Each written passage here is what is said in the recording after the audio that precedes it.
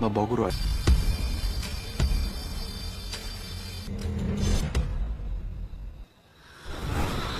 것이.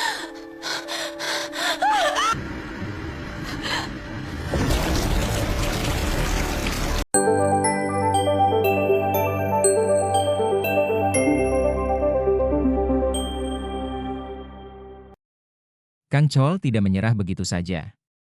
Ia berusaha menyerang arwah delapan kaki, namun kekuatannya masih belum sebanding. Arwah delapan kaki mendapat dukungan dari dukun buta, sehingga Kang Chol akhirnya dicekik oleh arwah tersebut. Melihat hal itu, Yuri segera datang membantu dengan menggunakan lensa kaca pengusir roh dan mengatakan bahwa saat itulah waktunya bagi Raja untuk menjalankan tugasnya. Tak lama kemudian, Raja datang dan menempelkan jimat ke tubuh arwah delapan kaki. Setelah itu, Yunip segera memusnahkan arwah tersebut. Untuk sementara, arwah itu pun menghilang, namun diperkirakan akan kembali. Sementara itu, dukun buta merasa frustrasi karena tugasnya kembali terhalang oleh dukun kerajaan yang identitasnya hingga kini masih belum ia ketahui. Anak buah dukun buta nyaris tertangkap oleh pengawal kerajaan, namun berhasil melarikan diri. Di sisi lain, kepala dayang dari Ibu Suri meminta salah satu dayang ratu untuk mencari tahu obat apa yang sering dikonsumsi oleh sang ratu. Setelah informasi itu dikonfirmasi oleh Ibu Suri, ternyata obat tersebut adalah obat pencegah keguguran. Dengan begitu, terbukti bahwa ratu sedang mengandung anak kedua dari raja. Mengetahui hal itu, Ibu Suri merasa tidak terima dan memerintahkan pelayannya untuk segera mengatur pertemuan dengan dukun buta. Keesokan harinya, raja menunjukkan kepada Yuri bahwa mereka telah melihat seseorang yang menempelkan jimat semalam. Namun, orang tersebut berhasil melarikan diri dan kini sedang dicari keberadaannya. Yuri lalu memberitahu raja bahwa ia telah memasang jimat-jimat di kamar Pangeran Goang untuk melindunginya dari gangguan arwah delapan kaki. Yuri pun memberanikan diri bertanya kepada raja, dari mana batu pelindung itu berasal. Ia menyebut nama neneknya, dan raja terkejut karena ternyata mengenal nenek Yuri. Dulu, nenek Yuri adalah dukun kesayangan istana. Yuri menjelaskan bahwa ia adalah cucu dari dukun tersebut. Raja pun terkejut karena tidak menyangka bisa bertemu dengan cucu dukun yang dulu pernah memberinya batu pelindung. Raja mengenang masa lalu, saat nenek Yuri memberikan batu tersebut kepadanya. Karena raja tidak terlalu percaya hal mistis, ia mengubah bentuk batu itu menjadi kacamata. Namun siapa sangka, benda tersebut ternyata benar-benar mampu melindunginya dari gangguan gaib. Sementara itu, Kang Chol sedang memulihkan diri. Sebagai dewa ular yang memiliki kekuatan air, ia harus kembali ke air untuk memperkuat kekuatannya. Meski begitu, ia sadar bahwa tubuhnya semakin melemah sejak masuk ke tubuh manusia. Di sisi lain, dukun buta datang menemui Ibu Suri. Ia sebenarnya telah mengetahui bahwa dukun kerajaan adalah seorang wanita pembuat kacamata. Namun ia tidak menyampaikan hal itu kepada Ibu Suri karena takut jika informasinya salah, ia akan dihukum. Yang ia sampaikan hanya bahwa ratu sedang mengandung anak kedua raja. Saat keluar dari ruangan Ibu Suri, dukun buta berpapasan dengan Yuri. Saat Yuri memperkenalkan diri sebagai pembuat kacamata di istana.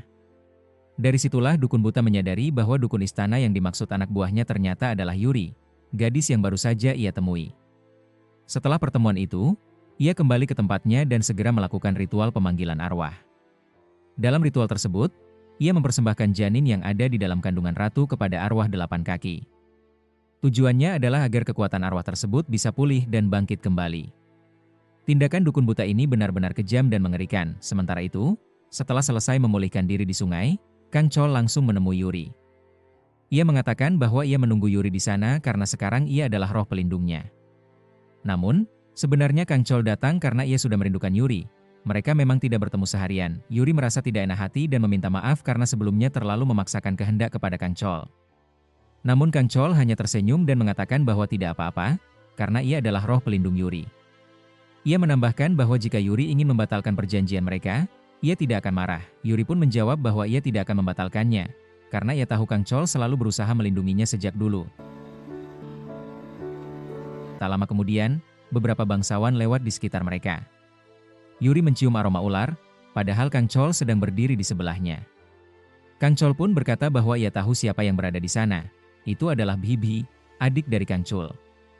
Mereka pun memutuskan untuk mencarinya di tempat tersebut. Ternyata, di sana sedang berkumpul beberapa bangsawan, termasuk menteri perang. Para bangsawan itu sedang membicarakan kematian Pangeran Yong-in. Karena tidak ingin ikut terlibat dalam gosip, menteri perang memutuskan pergi. Salah satu pejabat tua, yang merupakan kepala provinsi, mencoba mencari muka kepada sang menteri. Namun diabaikan begitu saja. Saat Menteri Perang keluar, ia berpapasan dengan Kang Chul dan Yuri. Karena menganggap Kang Chul tidak sopan dan tidak menunjukkan rasa hormat, menteri langsung marah dan menantangnya.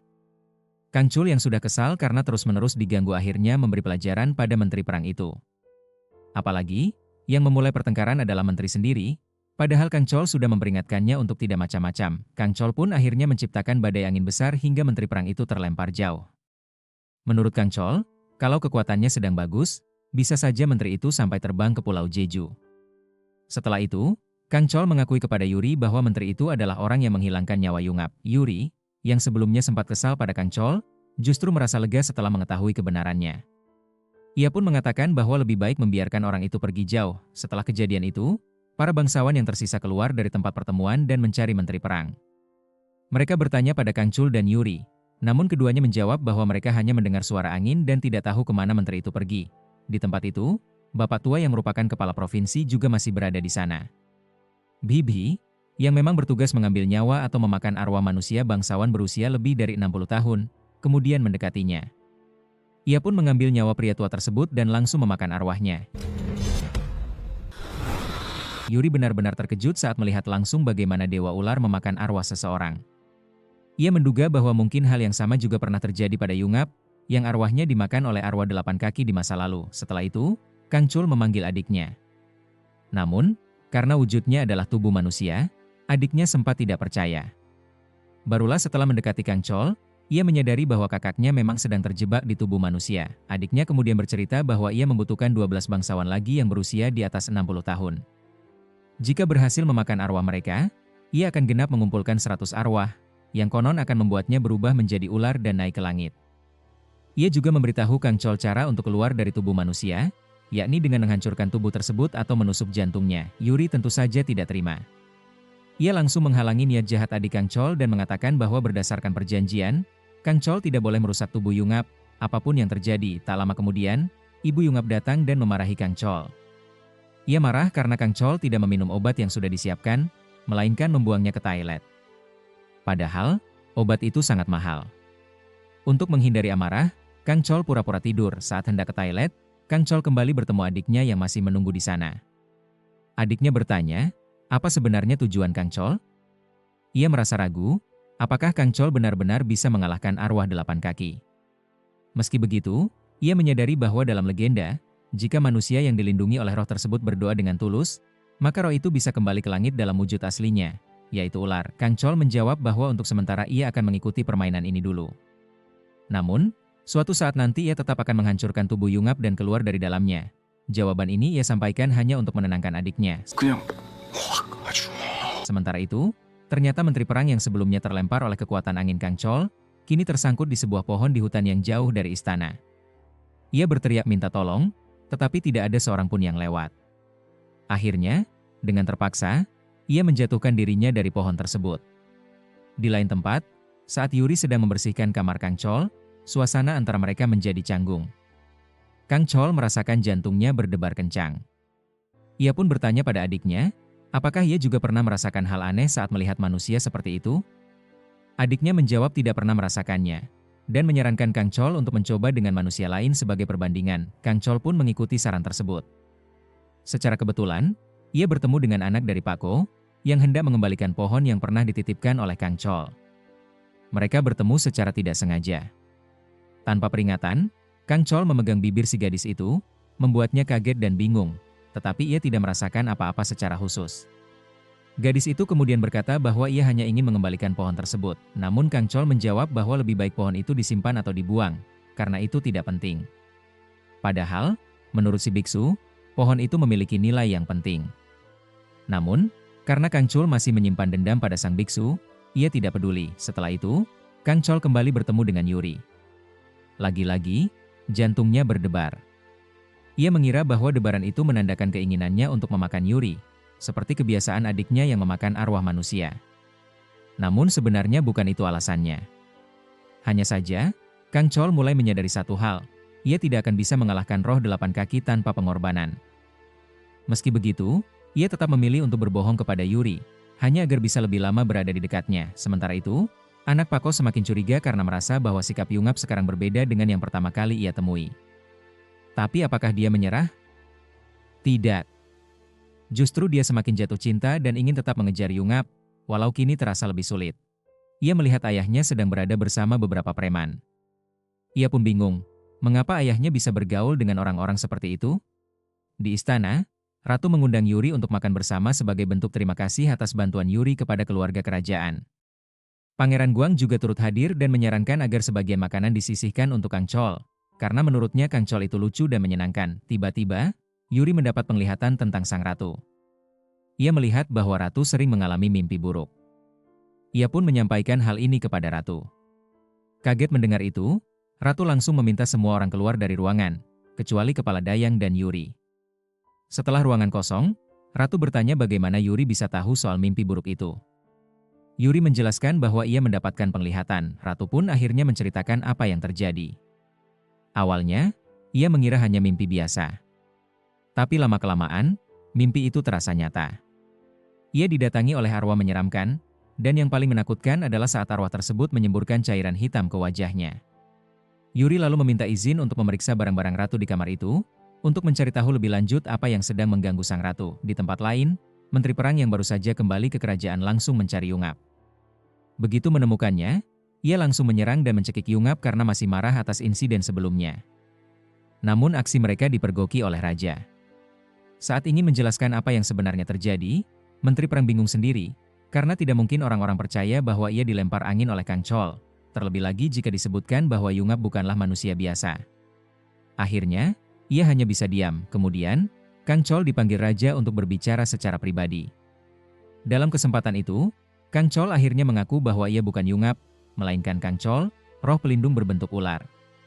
Semua orang yang mendengar, termasuk para kasim kerajaan, kaget bukan main. Untuk membuktikan ucapannya, Kang Chol menunjukkan wujud dan kekuatannya. Ia juga menjelaskan bahwa ia adalah Imogi, ular raksasa yang dalam kepercayaan kuno adalah calon dewa naga. Ia mengatakan bahwa kedudukannya bahkan lebih tinggi dari raja, karena ia adalah makhluk suci. Maka seharusnya rajalah yang menghormati dirinya, bukan sebaliknya. Raja yang mendengarnya sempat bingung, namun karena ia dikenal tidak begitu percaya dengan hal-hal gaib, ia justru menanggapi penjelasan itu dengan tawa. Meski demikian, yang disampaikan Kang Chol memang benar adanya karena ia membuktikan dengan membuat petir dan hujan seketika. Sementara itu, Yuri yang tengah menyelidiki kamar ratu mulai merasa aneh karena tidak menemukan apa-apa yang mencurigakan. Ia pun meminta izin untuk memeriksa area tempat tidur ratu, karena curiga bahwa gangguan tersebut mungkin berasal dari sana. Disinilah Yuri benar-benar terkejut. Saat memeriksa tempat tidur ratu, ia menemukan sesuatu yang sangat aneh, terutama di bantal kepala ratu. Ia membuka bantal tersebut dan mendapati sebuah tengkorak tersembunyi di dalamnya.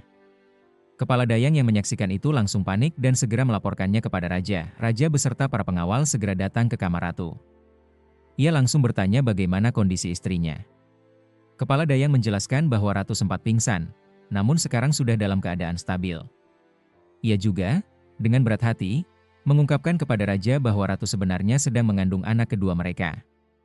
Padahal ratu sendiri sempat melarang siapapun memberitahu raja, karena tak ingin suaminya khawatir. Ketika diperiksa lebih lanjut, Yuri menemukan jimat di dalam tengkorak tersebut.